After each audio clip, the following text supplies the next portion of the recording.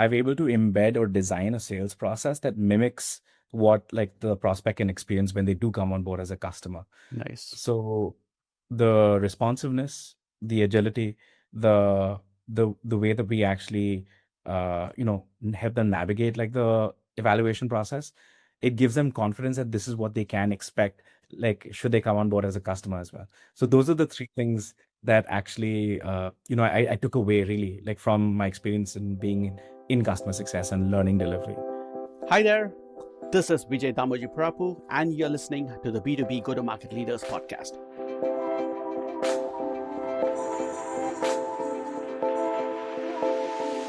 The show where I go behind the scenes with top go-to-market practitioners to discuss their mindset and tactics.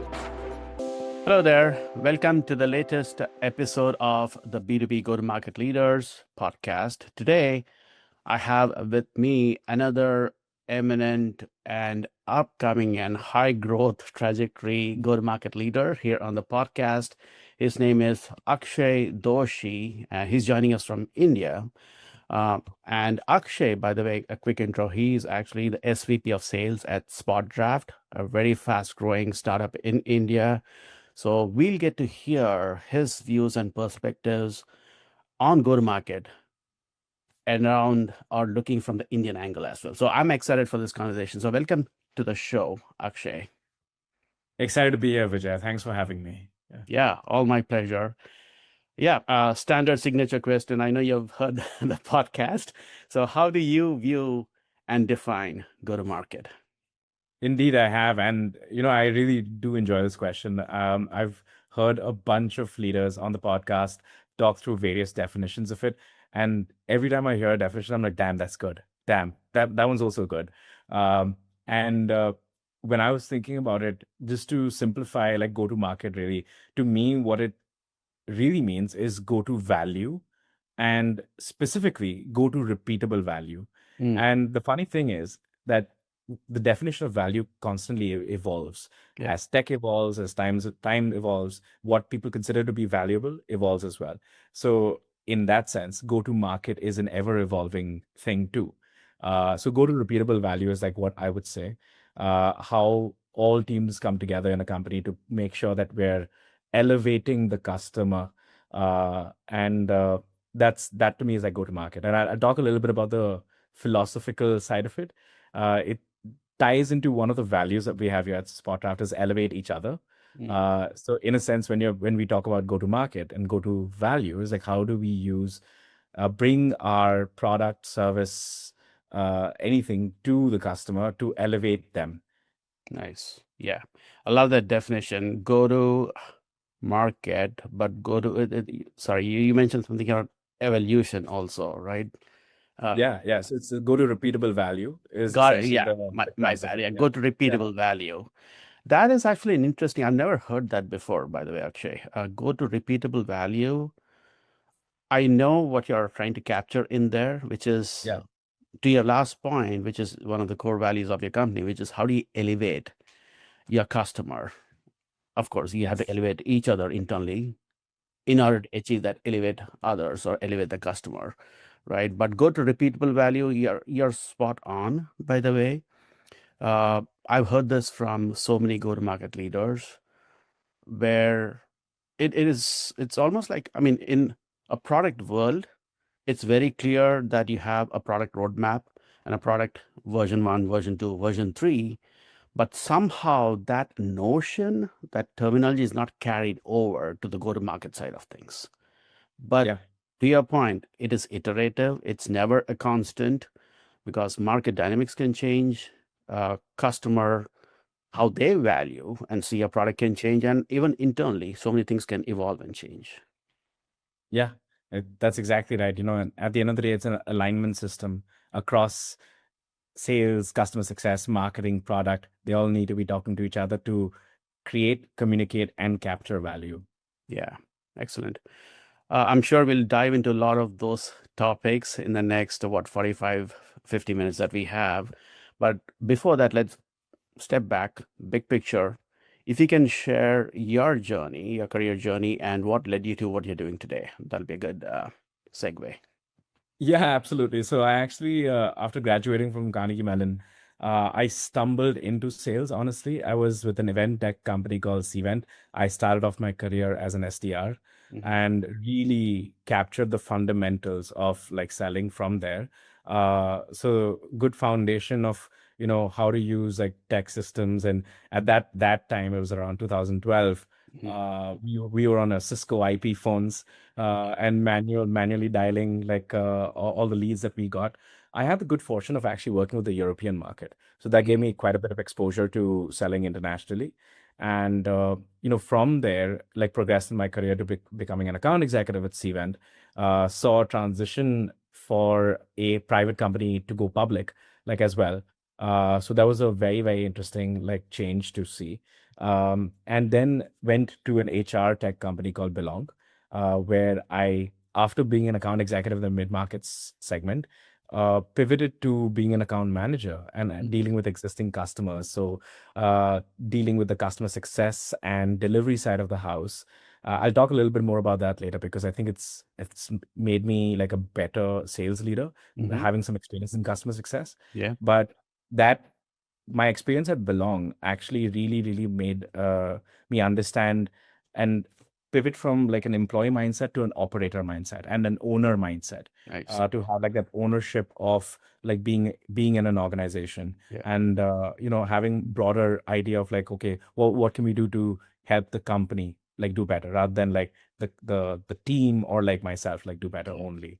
Yeah. And I really SpotDraft actually was a natural next step because I bumped into some alumni of Carnegie Mellon who also founder of like was a founder of like SpotDraft, and it was at a alumni reunion here, and they happened to be looking for a sales leader, and I was ready for the next step of moving into some sort of like a stretch leader capacity because I was just 29 at the time Mm. when they offered me to be a VP of sales at SpotDraft. So uh, went through the journey of 2 years of imposter syndrome, Yeah. uh, like thinking, can I even do this? And being a stretch VP, what Jason Lemkin calls a stretch VP at Yeah. least, and then really understanding like how to properly build a sales team, enable collaboration, and really create a winning culture. Yeah. Wow. Very amazing journey and interesting and impressive journey of Mhm. just over a decade or so, right? So Yeah. I have quite a few questions that we need to unpack here. So first off, at Cvent, you started off as SDR, Mhm. and then what did the team or the management see in you that they said, "Hey, Akshay is not just an SDR, but he can be an account executive." Yeah, that's actually a great question. I moved from being an SDR to an account executive in about a year and 3 months, and what really like helped me like stand out is the fact that I would always ask, what is it that I can do more to showcase value, like Yeah. to the team, to like the department, and I would go out of my way to help and mentor like other like folks on the team too, and sit and actually shadow and learn from account executives ahead of time so that I could transition easier into the role. So a lot of times I would ask my account executive that I was tagged to that, can I actually do this demo? Mm. uh, can I take care of like this low stakes deal that you're running and help you close it? But I don't want the credit for it. I Yeah. don't want like the revenue for it or the dollar attainment for it, because Right. anyway, my targets weren't associated with that. But that wasn't the point. It was about like, how do I prove myself by taking initiative and Mm. showing ownership? And that actually gave visibility to like the managers to say that, hey, this is a person that is ready and he's ready ahead of time, that we won't need to invest a lot of like time and effort Yeah. to move them into like any sort of capacity that we have on the account executive side. Amazing. I mean, what you highlighted are two things, right? One is, yes, yeah, first of all, you need to do your job well, which is the SDR job. But that's Yeah. one. Or that's point five. The first key point over there is you actually were mentoring other SDRs. You're helping out others. So that's point number one. Point number two is you actually reached out to account executives, shadowed them, and asked for, hey, how can I help while I learn in parallel? Right? You were Yeah. accelerating your learning curve even before you took on a formal role. That's exactly right. Yeah. Yeah. So curious, I mean, clearly that didn't happen.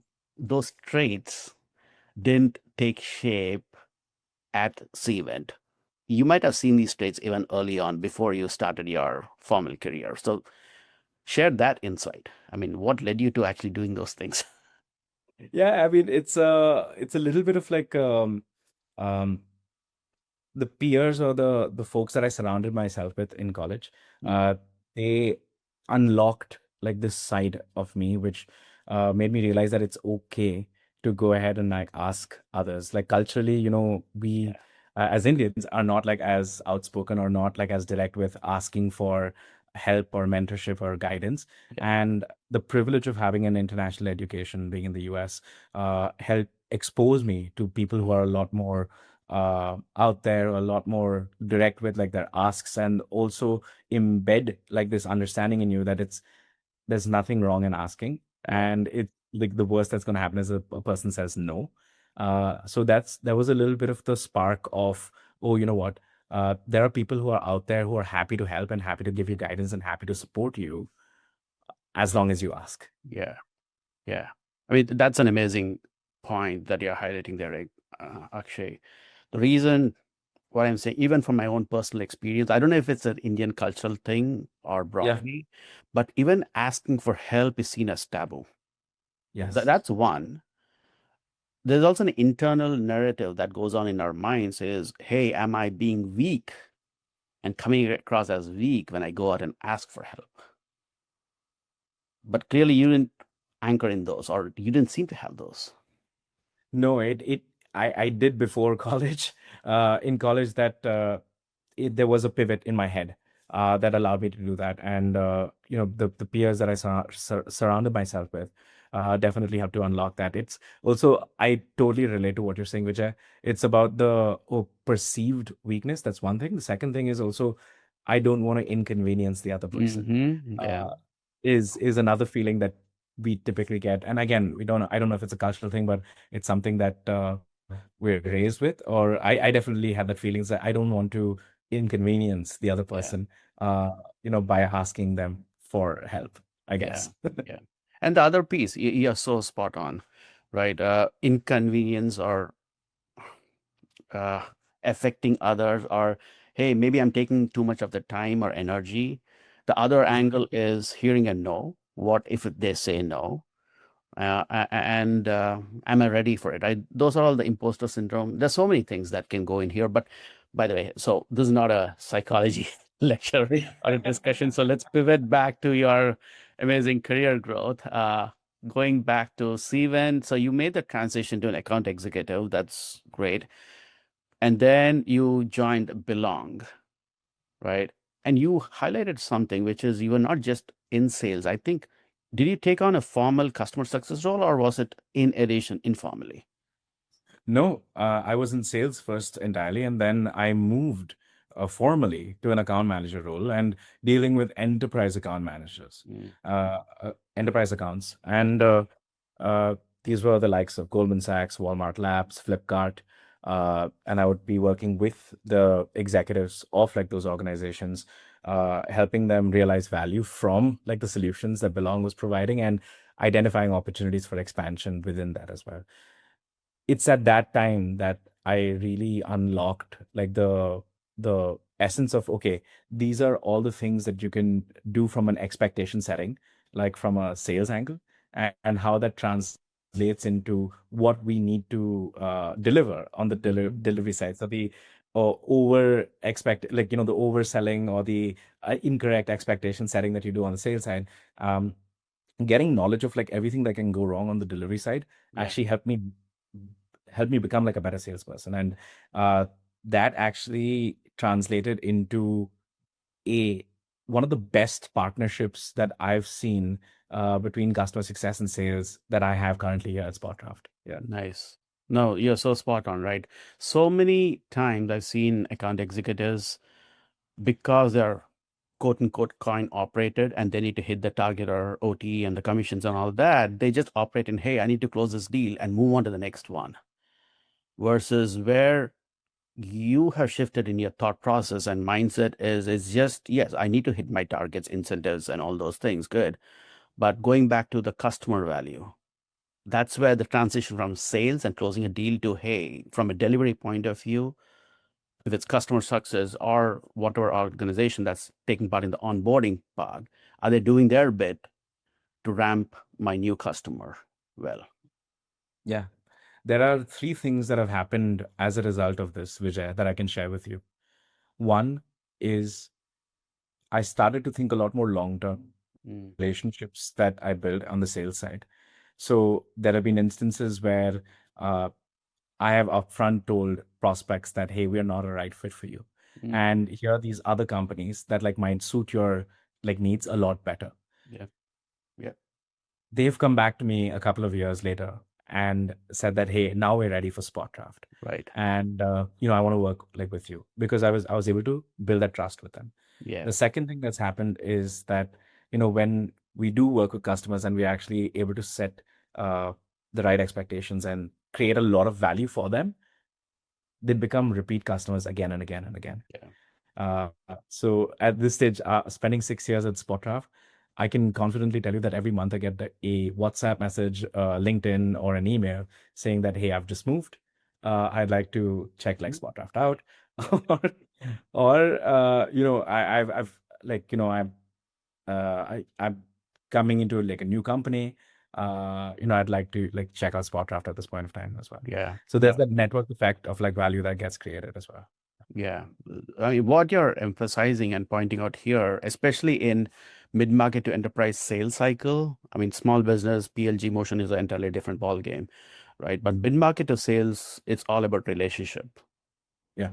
If you care about that account and customer and ensuring that you are going to make them successful, it'll come back in so many ways, as you said, right? When they move, they're going to bring you along. Or if you told them that, hey, we're not a right fit, you were talking and thinking in service of that customer Yeah. or account, not even the customer. It's that person and the organization.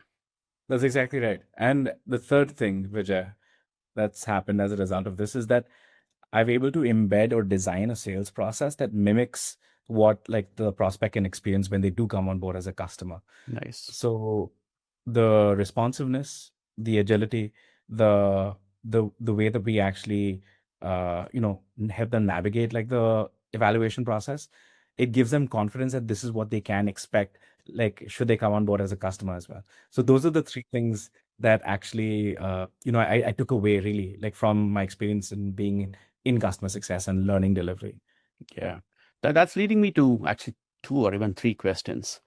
I'm trying to see which one to pick first.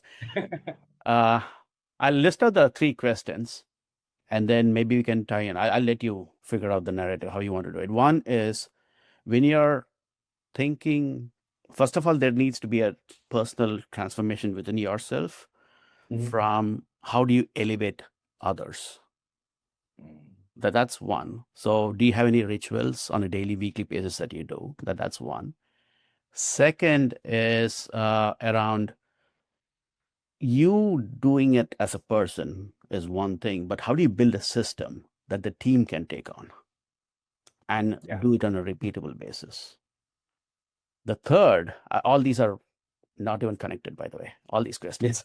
The third is you as a sales leader, you have to partner with marketing. And how do you do that? So I'll let you figure out the sequence and then we can. And my job is to make sure that you're extracting from your memory all these Yeah. stories.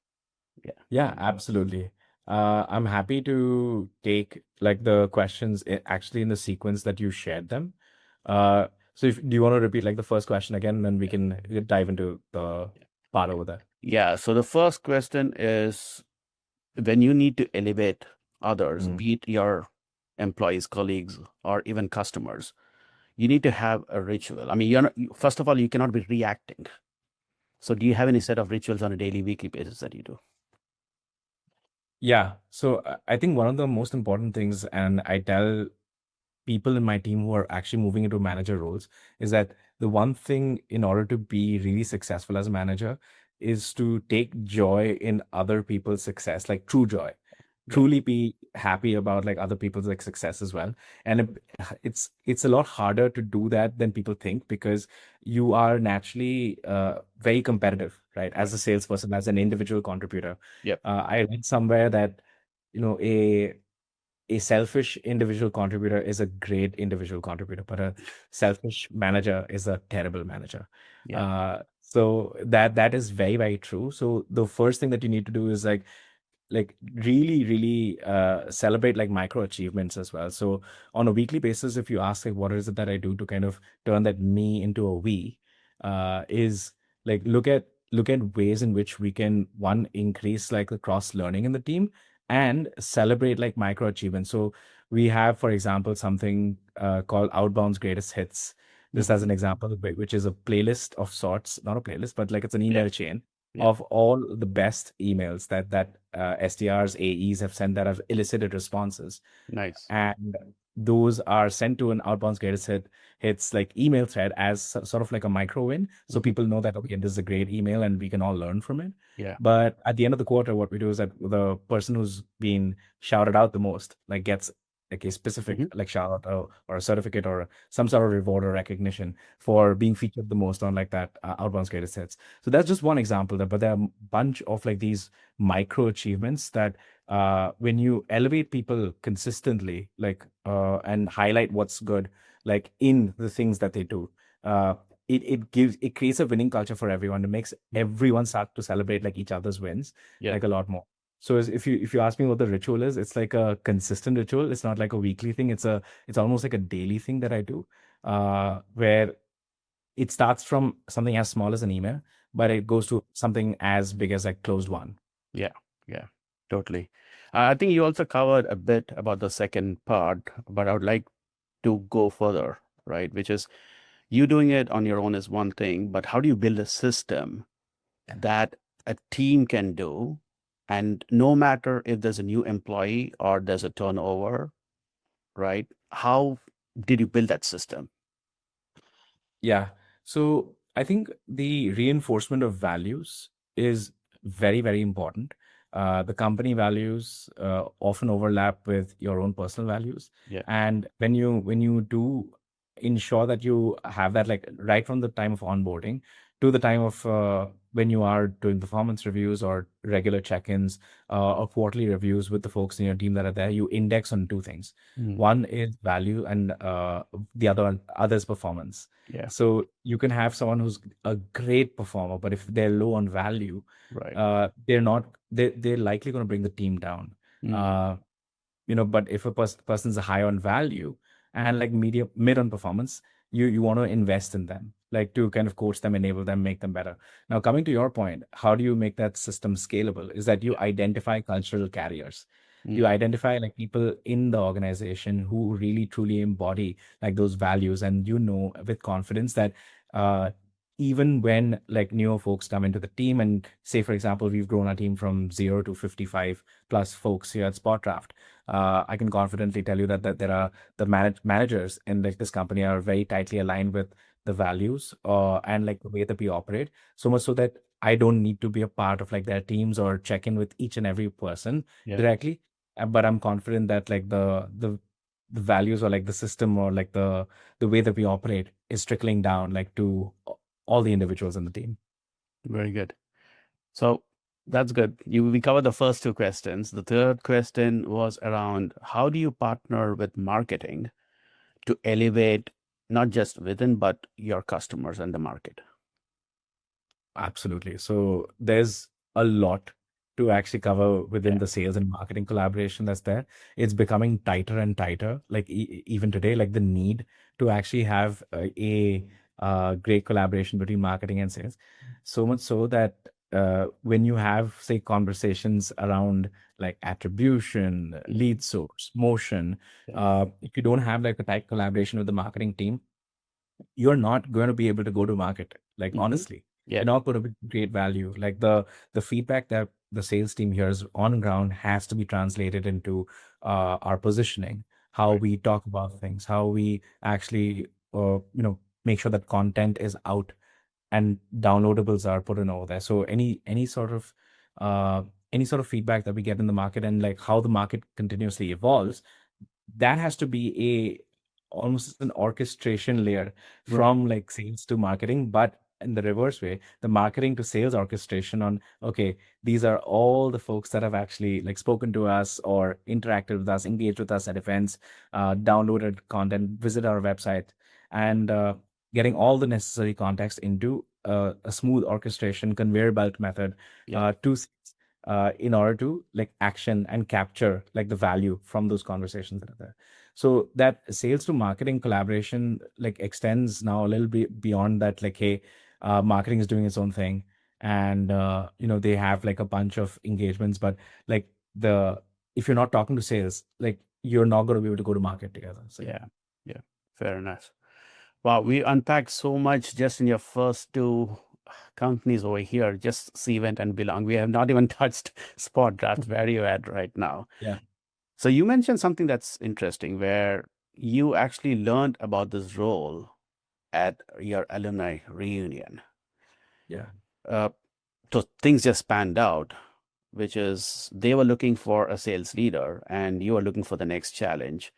So how did you go about building the sales organization at SpotDraft? Yeah, it was actually an interesting time to join SpotDraft because it was Jan 2020. Yeah.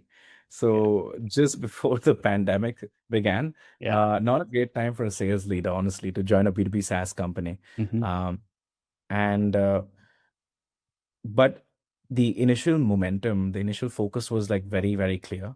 We wanted to actually speak to a ton of general counsels, head of legal operations to understand what is the MVP like that we need to be creating in the first place. Hmm.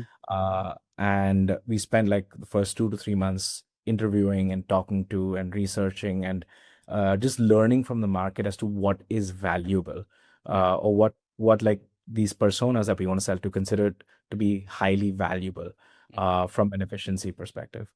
And then we spent like next 3 months essentially talking to a lot of people going to market, and that was when like the pandemic was like Yeah. on. Yeah. So it was a little scary at times too, because you're 6 months in, your new gig as a sales leader. Right. If it wasn't for the patience and trust that my CEO Yeah. actually put in me, uh, you know, he could have easily been like, no, we're not, Yeah. like, you haven't shown value yet. Like, so we need to part ways. But it's about understanding that, like, hey, we're set a good foundation, and we're starting to like see some like initial traction as well. Let's give it a little bit more time, especially when companies were all thinking about business continuity. They were not Mhm. thinking of buying any new software Right. or like solutions. Yeah. Uh, So actually, if I can interrupt there, Akshay, for the benefit of the listeners, quick one-liner on what SpotDraft does and who your ICPs are. Absolutely. So SpotDraft is a contract lifecycle management solution. We work with companies like Airbnb, Panasonic, Strava, to help them streamline their contracting processes. Got it. So think of it this way. Every company in the world needs contracts to do business. Yeah. We make the process of creating contracts, managing contracts, executing contracts easier, faster, better. That's it. Got it.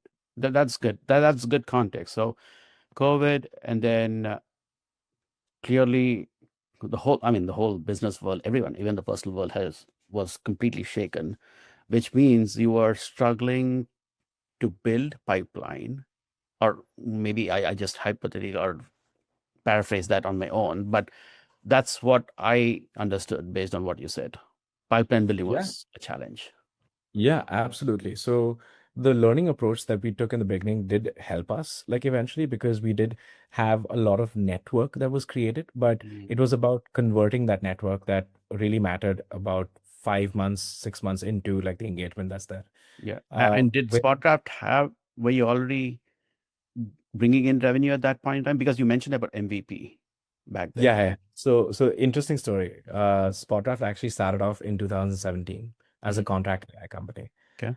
And we were helping large financial services organizations actually review contracts using AI against the playbook of guidelines of their standard terms Yeah. and flagging out deviations in contracts. So a Nice. little ahead of its time. Yeah. And it was very interesting because those large financial service organizations would say, for example, get 200 NDAs per month, and they would take 2 hours per NDA to review, and we Mhm. cut that time down to 15 minutes. So Yeah. if you think about like the efficiency gains, it's massive.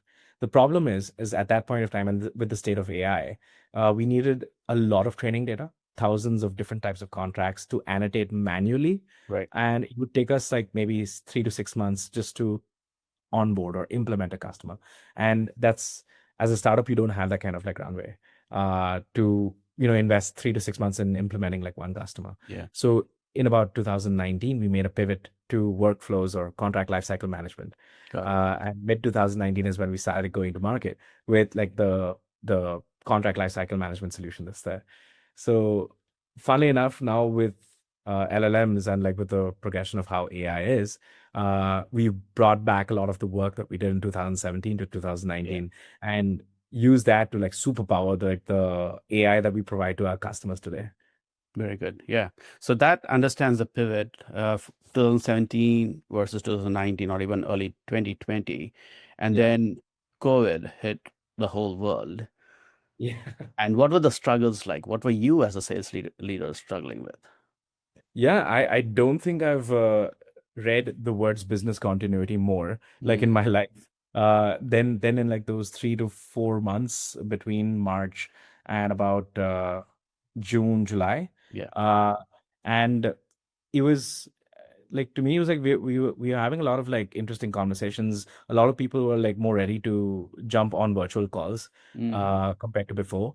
Yeah. Uh, I would say that the pandemic actually accelerated the adoption for things like contract lifecycle management solutions, because you couldn't roll your chair over to the legal Mm. team's desk and say that, hey, can you help me with this contract? We Right. were forced to use systems like SpotDraft to Got it. collaborate with your legal teams on contracts. Yeah. So, in a sense, people started to realize that. And in order to then ensure business continuity, they needed to have systems in place that Right. enable that collaboration. So, we started to see a lot of momentum build up. Mm. With early customers in India, then in Singapore and in the US, which was like the first markets that we entered. Uh, Today, about like 60% of our business is in the US, 25% of our business is in APAC, and 15% is across EMEA. Uh, but yeah, at that point of time, when we were first going to market, it was purely outbound. We used a little bit of our networks to get like the early customers over there, but it was mainly the outbound effort Right. that got those first few customers on board. Then what we really indexed on was the experience that we provided. Yeah. So what we did is we used to create a lot of shared Slack channels where like the co-founders and I would be on the Slack channels and everyone was support. Mm. So the initial traction or growth that we got in the US market was word of mouth of virality. So Interesting. a So, lot of like so the gen. Yes, sir. virality in the context of mid-market enterprise is rare, by the way. Yeah. So expand. I know I interrupted, but what you said No. just really caught my attention there. Yeah, it's customer love at the end of the day. Like, so it's the experience that you provide to them that enables them to go to their communities, their groups and associations that they're part of. And whenever there's chatter about like, hey, I'm looking for a contract lifecycle management solutions, we would organically be mentioned Yeah.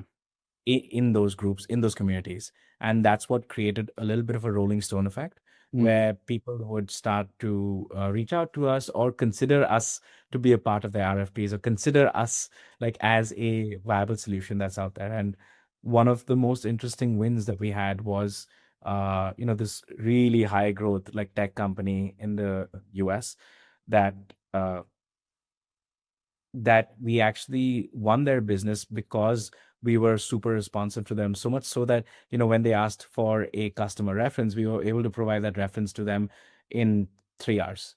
Mm. And we got through the evaluation process the quickest. They told us that like, hey, you would need to wait for about a week and a half, 2 weeks, because we are completing the rest of the evaluations that are there, but you've completed all steps already. Nice. And I do feel that at that point of time, that really worked in our favor, because we were able to show that we want to partner with you in this journey, and we are really agile. Nice. Very cool. That's actually a good segue into our next segment, which is a go-to-market success story and a go-to-market failure slash pivot story. So I'll let you choose what you want to start off with, Akshay, but would love for you to share that with our listeners. Yeah, one is this story that we spoke about, which is a high growth like tech company in the US, which I'm particularly proud of because of the way that we hustled, and we actually made sure that we were super responsive. It gives them a sense of what the customer success experience would be like as well.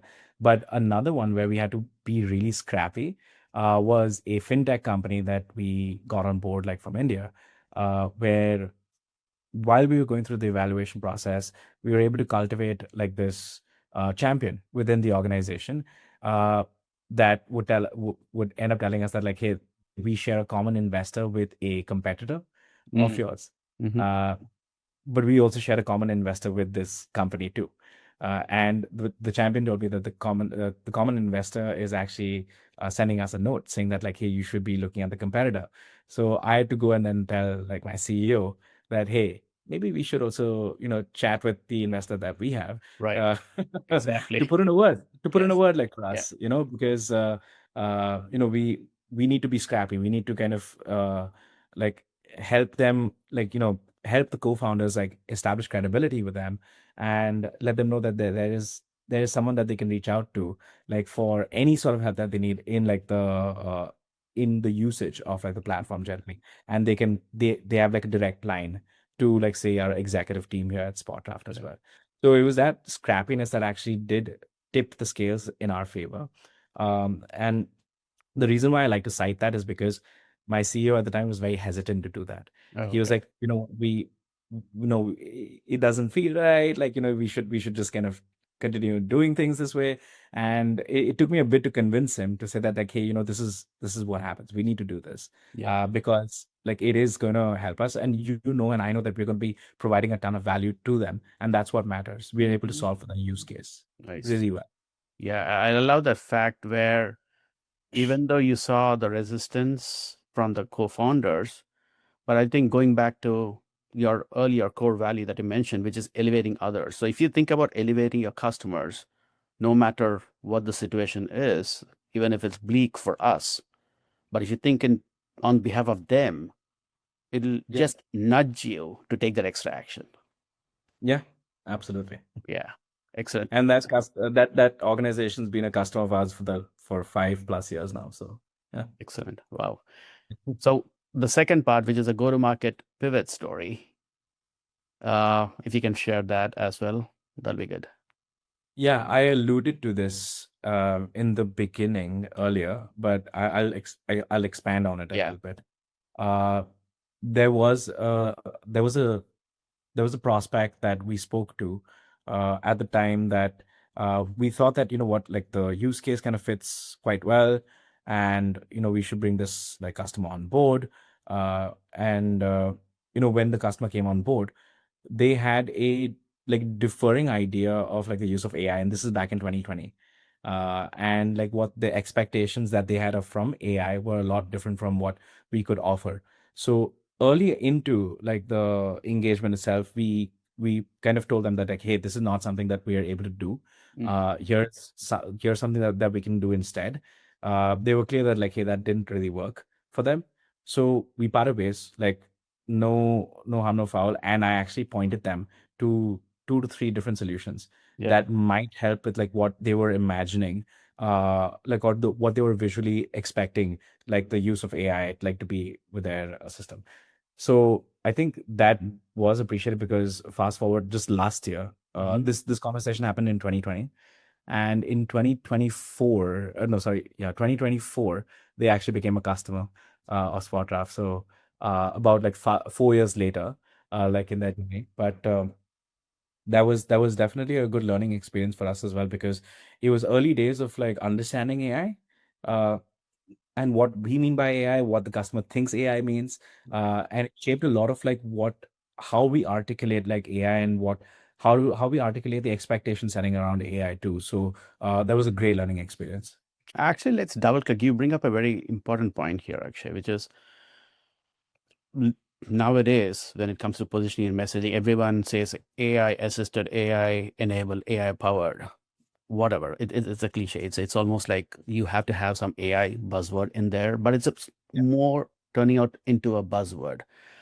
I want to double click into this in terms of how you worked with marketing, because you need to scale this, and even product, in how SpotDraft should talk about and come across in the world of AI. Yeah, it's a little bit more nuanced when it comes to legal as well, because of the semantic and syntactic context of legal. Yeah. So, something as small as the governing law should be versus the governing law is, uh can change the meaning of the entire sentence together, and like change how like AI extracts that Mm. like understanding. So that's one part of it. But the other thing is that lawyers or in-house like legal professionals, they are also very, very disciplined when it comes to like reading, and the attention to detail being like very high. So the expectation like from AI also uh, understandably becomes like a little higher. Now, how do you reset that expectation? You reset that expectation by like talking about, you know, uh, you need to treat AI as you would treat any human being. If Yeah. you take 3 months to onboard a human being, you need to invest 3 months of time to make the AI like provide meaningful results to you as well. And that's the world that we are getting into, where yes, there's some out of the box value that you get like from AI. But when it comes to a lot more of the nuanced, meaningful AI results that you need to invest the time to kind of make it good. So that's the positioning that we work with marketing on. We need to kind of like help and almost in a sense do some category building or awareness building of, hey, this is the world of AI that we live in today. It's great. Out of the box, you get a lot of positive results Yeah. straight out. So the time to value is immediate. But if you want prolonged value and you want sustained value, you need to invest the time to make it valuable for you and your team. Yeah. Very Yeah. cool. I'm actually on your website, and something that really stood out for me, Akshay, is the onboarding process. Yeah. That's actually listed out on the homepage. It's in the fourth or fifth section, the blade on the homepage, which is uncommon. Mhm. And I sense, based on what you just shared, you have a role to play in that. I don't know. Is that a fair assumption? Yeah, absolutely. It is one of our differentiators, and Vijay, I'm glad that you brought that up. So there are two places where CLMs fail. One is implementation, the other is adoption. Mm. And when it comes to the implementation side of it, uh, we need to be very, very like clear about like, hey, these are all the things that we need from you in order to kind of set up like the SpotDraft platform, configure it to your organization's needs. Yeah. But a lot of the heavy lifting is going to be done by our team in making sure that you're getting the value for it. A lot of times, in-house legal teams don't get the necessary internal resources to Right. help set SpotDraft, because it's the never-ending cost center versus revenue center Yes. debate that all internal teams have. How much are you And trying to so, position? sorry. So, Yeah. who is your ICP or buying champion in this case? Yes. So they're the general counsels, head of Mhm. legal operations, or the generally anyone in legal operations, RevOps, sales leaders, and procurement leaders. These form like the core buying committee, Got but it. the people driving the evaluations are typically the head of legal operations or the general counsel. Understood. Yeah. And then you're talking about a very important point when I interrupted you with that question, which is typically, again, it's a cost center versus a revenue generator. That discussion always happens. So, how did you address that as a brand or Yeah. as a company? So the thing is that when people even in in-house legal professionals, uh, you try to talk about like we help you close contracts faster, Mm, right? And in that sense, we're giving time back to like the sales teams to close more contracts, and you can use that as a business case justification of a revenue coming in to the company at a faster rate, at a bigger rate, at a better rate, yeah. because of a better contracting experience that's there. That's still an uphill battle. I feel like there's still a lot of time for us to get to a stage in which we can convince people that, okay, legal is the bottom of the funnel Yeah. and legal is helping us to close contracts faster, thereby revenue. Also, preventing revenue leakages. Right. So, making sure that you get reminders on contract expirations. So, you're not uh, auto renewing with a vendor that you didn't want to work with in the next year. So, preventing revenue leakages and then quantifying that into like the revenue center debate too. Uh, but that's still like an uphill battle. Like you can quantify like the ROI, that's fine. But when it comes to like legal teams, it's typically about like, okay, how do I kind of show visibility on all the work that I'm doing Hmm. first? That's the Right. first thing. Because in our ICP, and let's talk a little bit about our ICP. We serve a lot of mid-market and upper mid-market companies primarily. And when you're talking about mid-market teams, uh, you'll usually have very lean legal teams, like maybe from one to about like say 10, 11 like legal teams there. So it's a lonely function, right? Correct. And when you talk to legal teams and you ask them, hey, what makes a good year versus a great year in legal? Yeah. They often don't have KPIs because it's hard to set KPIs. Correct. Again, a MSA, which is 5 pages long, can take about 2 hours or it can take 20, Mm-hmm. depending on how complex it is. Yeah. So it becomes hard to have turnaround time as a metric. And when you're looking to track metrics, even at that point of time, you have bad data because when do requests come in? How do requests come Mm-hmm. in?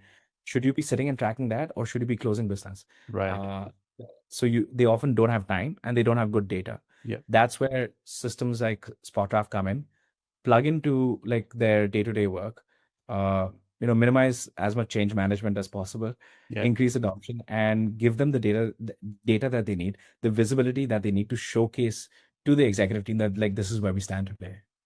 Understood. So, in a way, I mean, this is a mantra for any product or a go-to-market, right? At the end of the day, you need to make your buyers and users heroes. Yes. At the end of the day, Yep. that's what it's all about.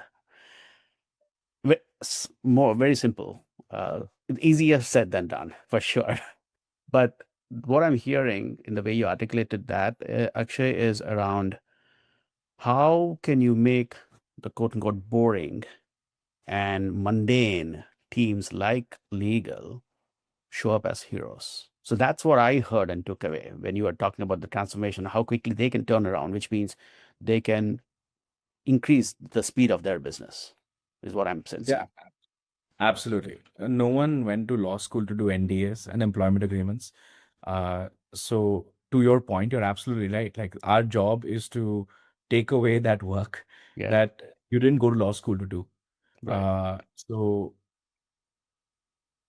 the repeatable, high frequency like work that can be made self-serve, we make that self-serve so that lawyers can spend more time on the strategic, higher leverage work that Hmm. they want, that is interesting for the company to do as well, and Yeah, that is a lot more value adding, and it makes them look like heroes too. Yeah. yeah.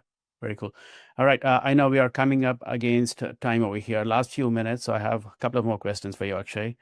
Yeah. One is like, what resources do you lean on to up your game, or even for your own mental well-being? It Mhm. can be across the board, right? So what resources, communities, people, podcasts, books, if you can share Yeah. that?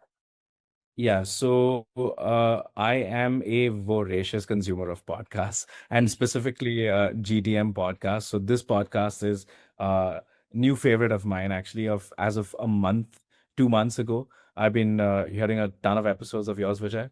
I do listen to the 30 Minutes to President's Club podcast, Jason Lepkett's SaaSter podcast, Pavilion's podcast as well. Yeah. So a bunch of like those podcasts are like a primary way for me to on the go like just consume like knowledge.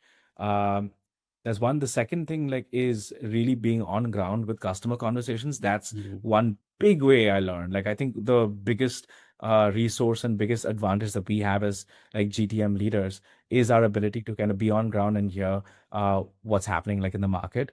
Yeah. I also do really enjoy connecting with peers and other startup like founders and operators and learning about like what they're building. So one of the fun things that I like to do is that we have SpotDraft alumni that are building their own businesses today. Mhm. So just learning and if I can add any value like to their businesses, I try to do that as well. People say that SpotDraft is a pretty startup friendly place because we've been through that journey where people took a chance on us.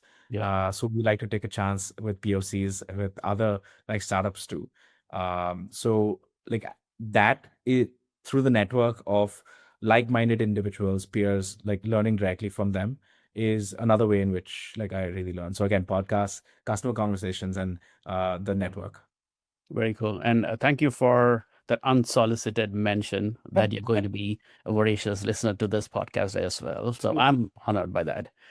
Uh, do you, some trend, a new trend that I'm sensing and seeing is being part of communities, especially in WhatsApp groups, like closed WhatsApp groups where you need to be uh, filtered and let people need to let you in, right?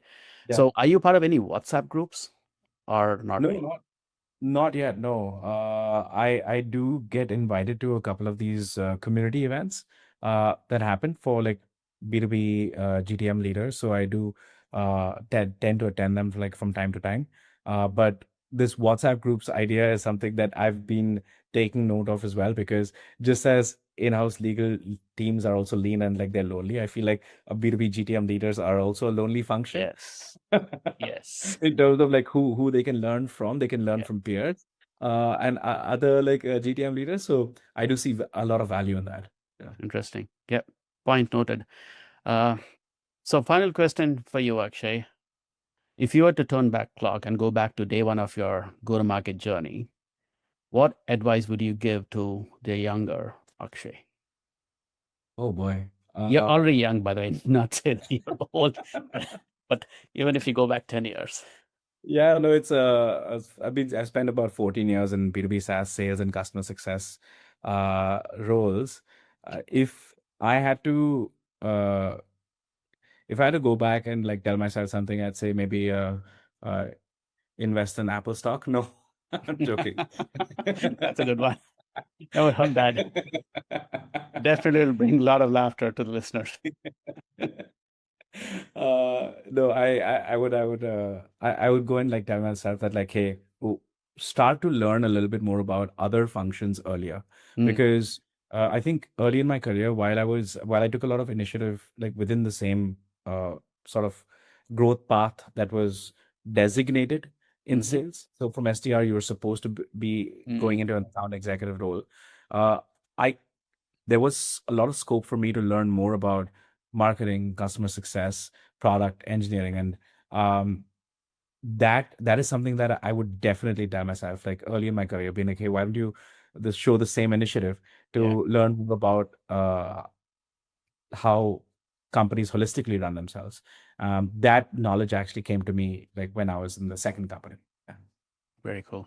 Good. Yeah. So that's a great way to end this conversation. Love the conversation, Akshay, and good luck to you and to the team at SpotDraft. Thanks, Vijay. And it was great to be on this one. Yeah. Likewise. Hi there. Thank you for listening to this episode of the B2B Go-To-Market Leaders Podcast. I have all of the show notes and a full transcript on strative.com.